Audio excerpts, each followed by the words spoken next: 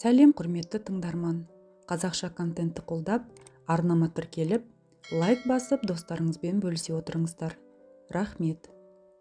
Жасыл шатырлы үйдің иесі Жүсіп, ұзын бойлы кең иықты келбетті кісі. Жасы 70-ті алқымдап қалған, ол ешқашан жар құшпаған, бала сүймеген. Осындай өзі сұлу жүзді, өзі әнші, сері кісінің неге өмір бойы үйленбей келе жатқанын үлкен кісілері болмаса жастар жағы біле бермейді. Інісінің бір қызын кішкентайынан бауырына басып өсірді. Оның әкесі де, шешесі де бір өзі болатын. Қыз бала емес пе? Гүлден кішкене күнінен көкесінің күрекелі көңіліне алаңдап өсті. Көкесі әлденеге күлімсіреп, әндете бастаса, бұл елжірей бастайтын. Кішкене кезінде көкесіне мұның шашына дейін жуып, тарап, өріп, ақ бантигін желбіретіп мектепке жіберуші еді. Ол кездері көп қыздың қолы жете бермейтін аппақ колготкеге дейін аудан орталығынан әкеп беретін. Гүлден кішкентай болса да шешесі мен көкесін жиі салыстыратын. Бір нәрсе сұрай қалса, дұрыстап жауап беруді де білмейтін. Мінезі шәлкестеу шешесі мұны таяқтай жөнелетін. Салдыр салақ анасы қайнағасының үйі тұрмақ өз үйінде дұрыстап жинай алмайтын еді.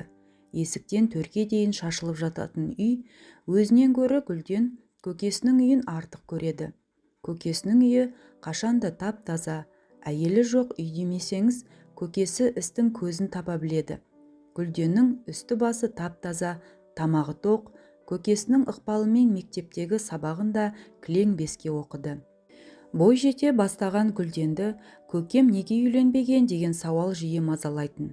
Осындай қамқор, мейірімді көкесінің жалғыз жүргеніне, өзінің ұл қызы болмағанына іштей күйінетіндей еді. Бірде көкесінің ескі альбомын қызықтап қарағаны бар. Сол кезде қап-қара шашын екі бұрым етіп өрген, көздері мойылдай қара, сұлу бір қыздың суретіне көзі түсті. Гүлден әлгі бейтаныс қыздың суретіне ұзақ үңілді. Әдемісін-ай, бұл қыз көкеме кім болды екен? Кімнен сұраса екен? Гүлденнің көз алдынан әлгі альбомдағы қыз кетпей тұрып алды. Қыздың суретін біреуге көрсетіп, кім екенін сұрап білгісі келгенімен ыңғайын таппады. Арада 2 күн өтті. 3-ші күні кешкі тамақтан соң Гүлден ескі альбомды тағы да қарағансып отырды да, «Көке, мына қыз кім? Өзі сондай сұлу екен» деп сұрады. Көкесі суретке жалт қарап, өңі бір түрлі болып, жай ғана ауылдас қарындасым Айғаным ғой, жас кезінде естелікке берген болатын деді. Назгүл бұдан әрі қазбалап сұрауға батпады. Алайда қыз жүрегі әлде бір құпияны сезгендей болып, Айғанымның суретіне тағы бір қарады да альбомды жапты. Ертеңіне сурет жайлы бекер сұраппын ғой, көкеме қиын болды-ау деп қатты өкінді. Себебі сол күні көкесі таңға дейін ұйықтай алмай дөңбекшіп күрсініп шықты. Жүсіп сол түні таңға дейін көз ілген жоқ. Қызы Айғанымның суретін көрсеткен кезде-ақ жүрегінің түбіне пәлен жыл қатып қалған шері лықсып кеп тамағына тығылған. Жап-жас Гүлденіне не айта алсын? Бұрындары жастау кезінде іштегі қайғы шерін әнмен сыртқа шығаратын. Жалғыз өзі отырып домбырамен халық әндерін шырқағанда қосыла алмай арманда қалған ғашығы сол баяғы жас күндегідей көз алдына келетін. Аяғын еркелей басып, сыңғырлай күліп, қолаң шашының ұшын ұстап өзіне наздана қарап тұратын Айғанымның бейнесі де ән аяқтала бере зым-зия жоғалатын. Ғұмырында тек соны сүйіпті. Бір сол үшін 20-дан енді асқан шағында азап тартыпты. Өкініш өзегін өртегенімен жастық шағы қайта келеме? Қайта оралса, әкесі мен анасының сөзіне құлақ асып, ал деген баршынын алып, ұл қыз сүйіп отырар меді. Адамның тағдыры анасының құрсағында жатқанда жазылып қойса, мұның әйелсіз ұрпақ сүймей өтуі пешенесіне жазылғаны да. Құдай басқа салды, бұл көнді, көнбегенде қайда барады? Талай рет елден жыраққа, көз көрмес, құлақ естімес жаққа кетіп қалғысы келген. Жүрегі құрғыр Айғанымды қимайтын. Оның аман саулығын біліп, сырттай болса да көріп жүргісі келді. Оның үстіне інісін де жалғыз қалдырғысы келмейтін. анасы қайтқалы үлкен үйдің берекесі кеткендей болды.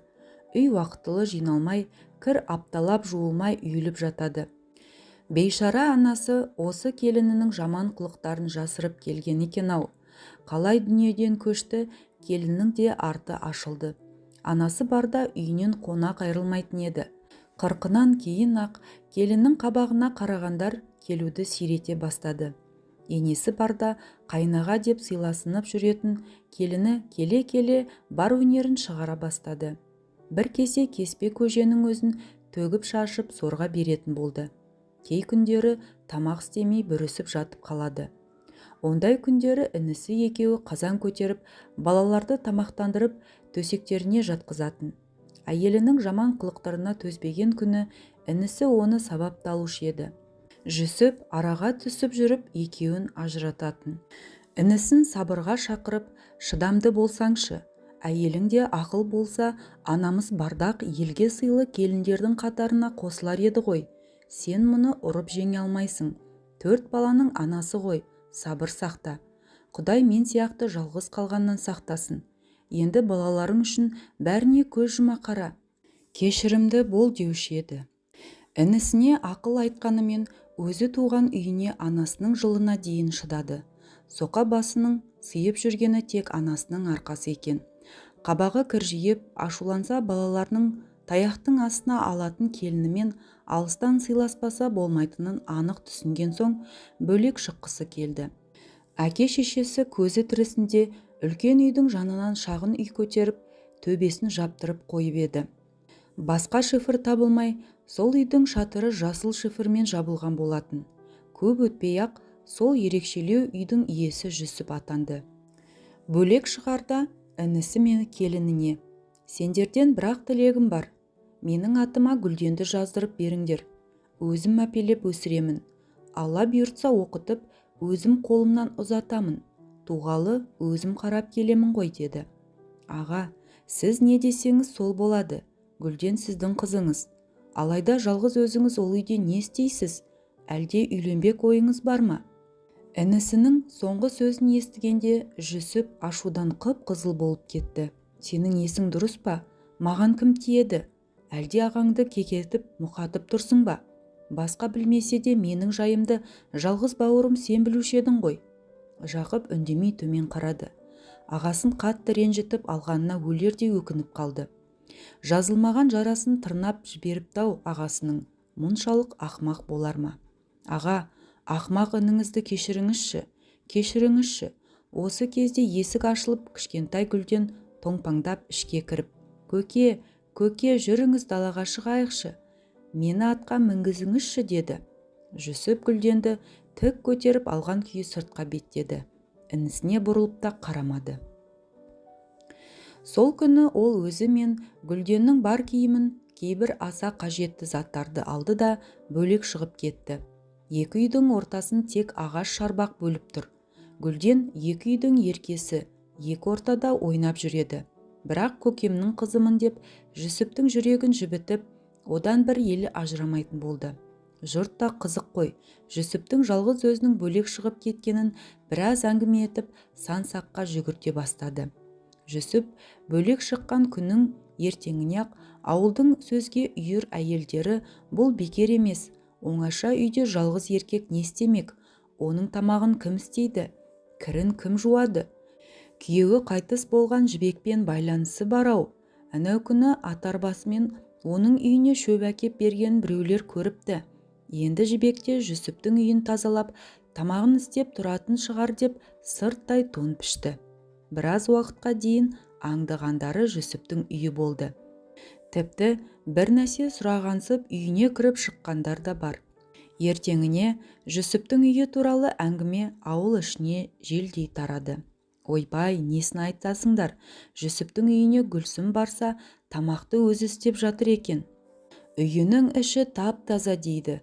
Ыдыс аяғына дейін жалтырап тұр екен. Әйелі жоқ үйге мүлдем ұқсамайтын көрінеді. Соған қарағанда оның үйін түнде біреу келіп жинап, кірін жуып береді-ау. Әлде баяғы ғашығы ма екен? Кім білсін? Сол үшін жастай қор болып жалғыз қалған жоқ па? Бәлкім аяп көмектесіп жүрген болар. Бұл әңгіме көп өтпей Жүсіптің де құлағына жеткен. Естіп күлген де қойған. Кімнің аузына барып қақпақ қойсын, үсті басын таза ұстауды, үй жинауды бала кезінен біледі емес пе? Үйдің үлкені болған соң анасына көмектесіп тірліктің бір жағын алып жүруші еді ғой. Інісі екеуі үйдің, даланың жұмысы демей-ақ атқара беретін. Қарындасы жастай шетінеп кеткен соң інісі екеуі қалды. Үйде қыз бала жоқ. Әкесі мен шешесі ала жаздай егенің басында. Қауым қарбыз егеді. Үйге қарауды Жүсіпке тапсыратын. Сонда бәріне үлгеруші еді. Сабағын да жақсы оқып, мал жанға да қарап, ата-анасын қуантып жүретін. Мектепті бітірген соң әскерге кетті. Әскерде жүргенде сүйген қыздарынан хат алып жататын, құрдастарына қатты қызығатын. Өзі әскерге дейін ешкімге ғашық та болмапты. Тек көршінің кекілді қызын сырттай ұнатып жүруші еді. Әскерден келген соң көңілімді білдіремін деп армандайтын. Бір күні інісінен хат алып, әлгі көрші қыздың көрші ауылға күйеуге шығып кеткенін оқып, көп күндер мұңайып жүргені бар. 2 жыл, 2 күндей болмай-ақ өте шығып, ауылға сымға тартқандай таралып келгенде кластас қыздары танымай қалып еді. Өзі сымбатты, өзі әнші Жүсіп кімге көз салып жүрек сөзін айтар екен деп іштей бәрі де дәмеленетін. Жүсіп Айғаныммен ойда жоқта танысты. Бірде ауыл шетіндегі тоғайға барып, атын тұсап жіберіп, көк майса құрақта 2 қолын жайып жіберіп шалқасына түсіп, сәлем-ай деп бар даусымен әндетіп жатқан. Бір кезде дәл төбесінен төніп тұрған жап-жас сұлу қызды көріп, орнынан тұра алмай тыпырлады да қалды. Зорға дегенде оң қолымен жерді қармап тұрды. Дәл жанында бұрын көрмеген бейтаныс бейне. Қарақат көзі жәудіреп тұр. Жүсіп тілін жұтып қойғандай болып, жас сұлудың жүзіне қарап көп тұрды. Жүсіп әлі де қарап тұра берер ме еді, үнсіздікті қыздың сыңғырлай шыққан даусы бұзды. Әкемнің атын іздеп жүредім, шідерін үзіп кетіпті. Көзіңізге түспеді ме? Жоқ, жоқ, деді Жүсіп, тұтықпасы бар адамға ұқсап зорға сөйлеп. Ол өз жүрегінің торға түскен торғайдай тыпырлап тұрғанын анық сезді. Есіл дерті мына тоғайға ешқашан көрмеген сұлу перизаттың қайдан келе қалғанын білу. Бір кезде батылданып қызға: менің есімім Жүсіп, мына ауылдың баласымын. Әскерден жақында келдім. Сен қайда тұрасың? Біздің ауылдан бұрын көрмеген сияқтымын, деді. Мен мына бөлімшеде тұрамын. Есімім Айғаным.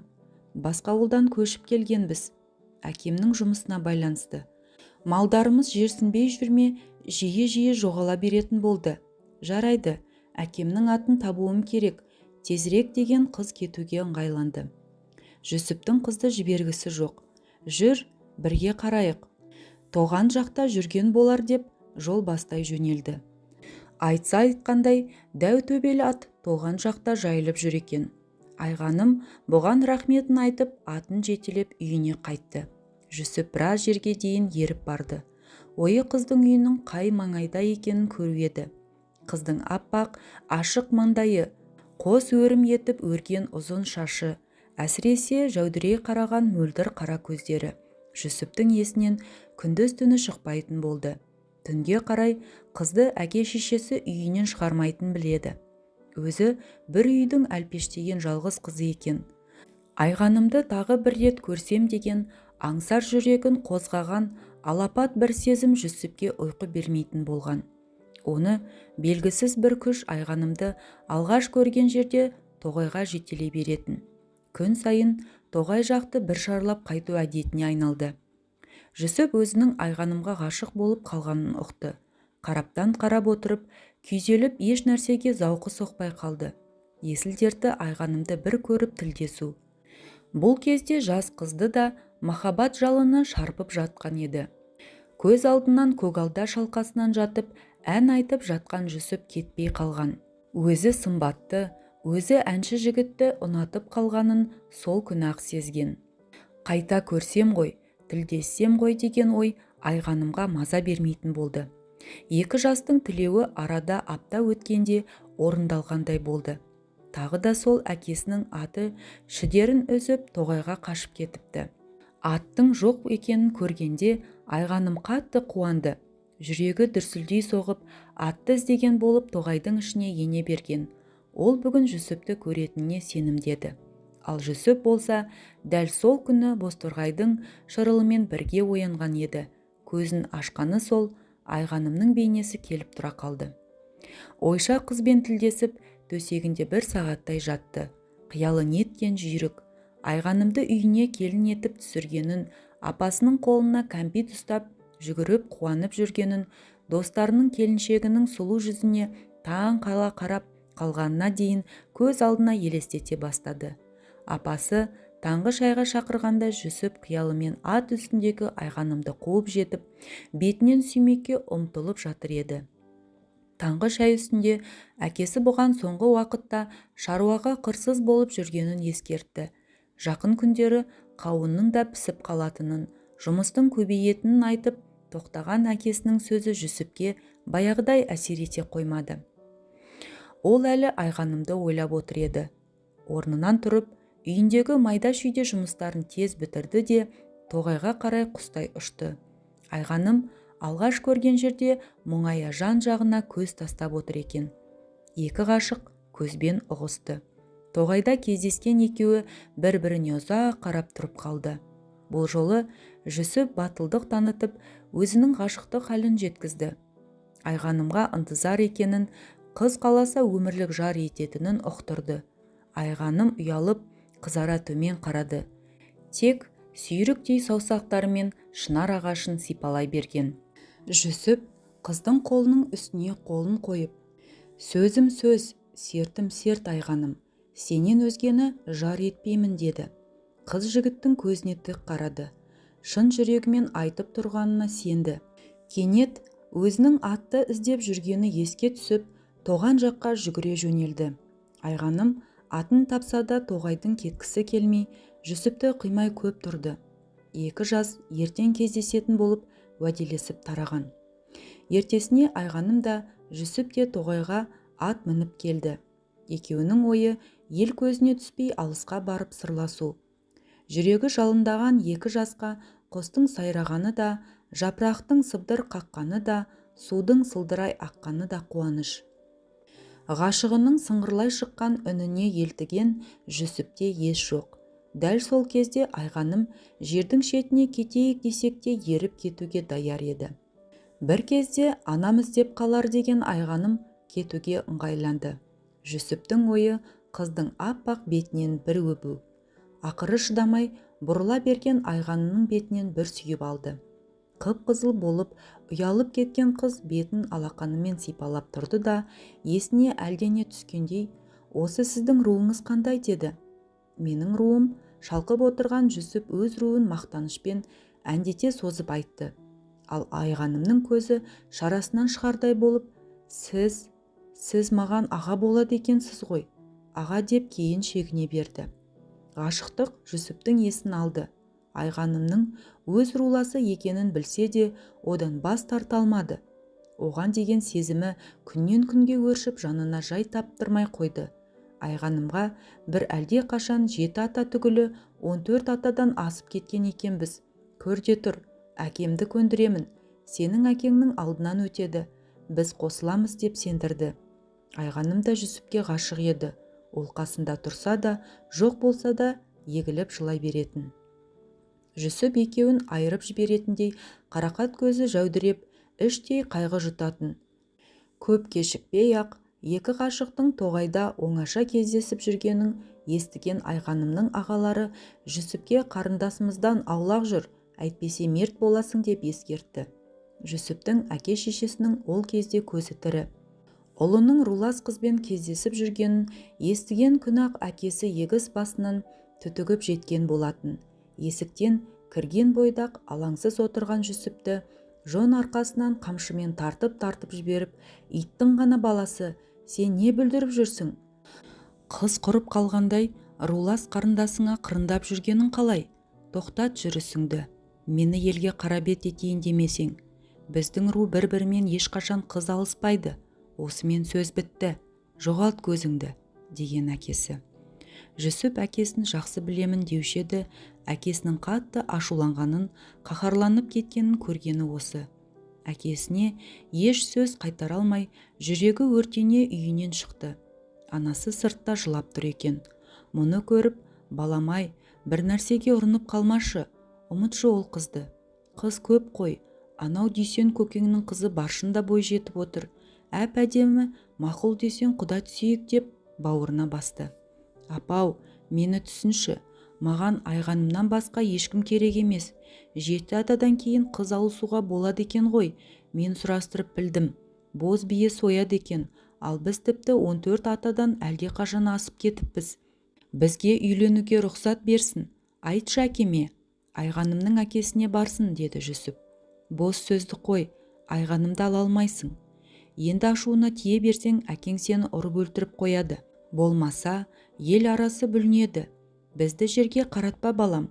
Айғаным да бір үйдің бетіне қараған жалғыз қызы екен. Сүйекке таңба түсіресіңдер. Қанша жақсы көрсеңдер де ақылға келіңдер, деп анасы Жүсіпті алған бетінен қайтармаққа бекінді. Не керек? Сол түні әке-шешесі ұлдарының ортаға алып уәдесін алды. Қойдым, ұмытамын Айғанымды. Тек ертең соңғы рет оған жолығып бәрін түсіндірейін. Мені кінәламасын, деді Жүсіп. Айғанымды соңғы рет көріп, қоштасамын деген Жүсіп одан бас тарта алмады. Ғашықтық дертіне шалдыққан 2 жас тоғайда кездесіп, бірге қашып кетпекші болып жоспар құрды. Бұл хабар Айғанымның әкесінің інілеріне де жетеді. Ашу ыза кернеген олар 2 ғашықты күшпен айырады да Жүсіпті бас көздемей тепкінің астына алады. Әсіресе сені желпілдетіп жүрген мына жерің ғой, бір жола сағынды сындырайық деп, әбден құтырып көздері қанталаған жігіттер 2 жұмыртқасын езіп тастайды. Жүсіп есін ауруханада бірақ жинаған. Қайта-қайта операция жасалынып, өзі зорға тірі қалған еді-ау. Кейіннен дәрігерлер болған жайды айтып, өкініш білдірді. Жүсіп ешкімге көз жасын көрсетпей еңіреп жылады. Енді Айғанымсыз өмір сүрудің керегі қанша? Оның үстіне еркек болмасам деп өкірген. Уақыт ұлы емші екен. Содан бері қаншама жыл өтті. Бұл әлі тірі жүр. Айғаным бүгінде ұл қыз өсіріп немере сүйіп отыр. Жүсіптің қиын жағдайға ұшырағанына сол кездері Айғаным да қатты қиналған. Өзін әкесі еріксіз ұзатқанда жүрегі қан жылаған. Жұрттан Жүсіптің халын естіп, көкірегі шерге толып егілетін. Жүсіптің ешкіммен сөйлеспей, томаға тұйық болып төсекке таңылып жатып қалғанын естіген соң, Айғаным өзінің бір суретін, орамалын, хатын Жүсіпке беріп жіберген. Сонда ғана жүрегінде жылылық оянған Жүсіп, Айғаным мені ұмытпаған екен ғой деп, беті бері қарап тәуір бола бастайды. Әлгі альбомдағы Гүлденнің қайта-қайта қарап жүргені Айғанымның сол суреті. Орамалды да, хатты да Жүсіп жасырын жерге тығып қойған. Айғанымнан басқаны ол сүйгенде емес. Кейде іші толып әнде айтады. Ғашықтық жайлы әндер айтқанда Жүсіптің даусында діріл пайда болады. Іштегі сағыныш, мұң бәрі әнмен бірге сыртқа шығады. Мұндайда жұрт, қайтсын енді. Жүсіп Зылихасын іздеп жатыр ғой дейді. Ал шындығында Жүсіп Айғанымын іздейді. Сүйгені әлде қашан біреудің жары болып кетсе де, сол баяғы жігіт кездегідей оны аңсап көргісі келеді. Бірақ Жүсіп қанша қиналса да, Айғаным бар жерге аяқ басқан емес. Хабарын тек сыртта естиді. Қайғысына күйінеді, қуанышқа сүйенеді. Жас кезде мұншалық білінбеген екен. Жасына жас қосылған сайын өзінің рулас қарындасына ғашық болғаны, сол үшін сүйегіне таңба түсіп, таяқ жегені жанын жегідей жейтін болды. Өзі де, ел ағасы жасқа келсе де, үлкендер отырған жерде батып сөз айта алмай, шегіншектей беретін. Соңғы уақытта ауылдың үлкендері Жүсіптің жастық шағында жіберген қателігін бетіне баспай жалғыз қалған еркектің өміріне аяушылықпен қарайтын. Ол отырған жерде баяғы әңгімелерді қозғамайтын. Жүсіп сонда да өзін қоярға жер таппай кетуші еді. Содан болар көбіне үйден шыққысы келмей, шақырған жерге де сирек барып жүрді. Жүсіптің осылай қиналып жүргенін Айғанымның қарт әкесі де көретін. жүсіптің өмір бойы қызын ғана сүйіп жалғыз қалғанына жанына да батушы еді. Қайтыс боларының алдында қарт көп ойланды. Құпияны ашқан жөн бе, жоқ па? Көп ойланған қария ақыры Жүсіпті шақыртқан. Айғанымның әкесі нашарлап, дем жетпей қиналып жатыр екен. Мұны көргенде тамағы қарлығып, үзіп зорға сөйледі. Жақын отыр шырағым. Ажал алқымыңнан алғанда пенде байқұс біреуге жасаған қиянатын ойлап аласұрады екен. Біз де саған қиянат жасадық. Өміріңді өксіттік. Шындықты сол кезде айтқанда сен Айғанымға қосылар едің. Себебі Айғаным сенің рулас қарындасың емес. Ол менің қарындасымның қызы. Әйелім ұзақ уақыт бала көтермей жүрген соң қарындасымның аяғы ауыр кезінде қасында болып, Айғанымды туа салып бауырына басып еді. Бұл құпияны әйелім екеуміз және Айғанымның әке-шешесі 4-ақ адам біліп едік. Елден көшіп кетіп, осында қоныс аударып келген себебіміз де сол еді. Сен қызыма ынтызар болғанда балалық қой, әлі-ақ ұмытып кетер деп едім. Ақыры мынадай жағдайда душар болдық. Енді өлер шағымда екеуіңді қоспағаныма өкініп барамын. Кеш мені қарағым. Қарттың даусы үзіліп кеткендей болды. Кештім ата, кештім деген Жүсіптің даусы тарғылданып шықты. Іші алай-дүлей өртеніп жатқандай. Сыртқа шығып, ах деп күрсінгенде көкірегі қарс айрылғандай болуы. Ащы өкініш өзегін өртеп, тоғайға қарай жүгірді. Арада 40 жыл өтсе де Айғаныммен кездескен жерін ұмытқан емес. Тура сол жерге барып ағыл-тегіл жылады. Жасым келгенде қарындасыма ғашық болған қарабет болып, еңсемді көтере алмай жүредім. Бүгінгі естігенім өтірік пе, шын ба? Қарындасым болмасаң, қосылуымызға да болады екен-ау. Бізді айырған, мені мәңгілік мүгеде кеткен адамдарға не дейін? Лағнет айтайын ба? Осылай деген Жүсіп теңселіп кетті. Ол үйіне қаз қарая бірақ қайтты. Ауылға жақындай бергенде, оу бауырымдаған азалы дауысты естіді. Айғанымның әкесі Бақиға аттанған екен-ау. Қой, барып көңіл айтайын деген Жүсіп қаралы үйге бармаққа кері бұрылды. Оның бар ойы Айғанымды көру еді. Әлде қашан бәйбіше болған Айғаным мұның жүрегінде мәңгілік жас қалпында қалған. Әкесін жоқтап, аңырап отырған Айғаныммен бұл да көрісті. Айғанымды көргенде Жүсіптің жүрегі езіліп кеткендей болды. Қолы жетпей қалған ғашығының әжім торлаған жүзіне қарап еңкілдеп жылады. Өзін қорлыққа душар еткен адамның қазасы үшін Жүсіп неге соншалық жылап жатыр деп жұрт қатты таңданған.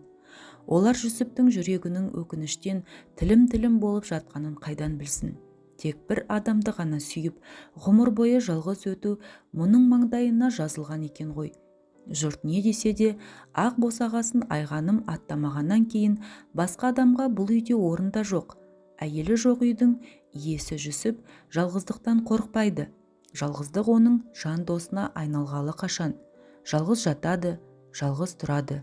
Жүсіптің жалғыз қалуына кім кінәлі? Кім?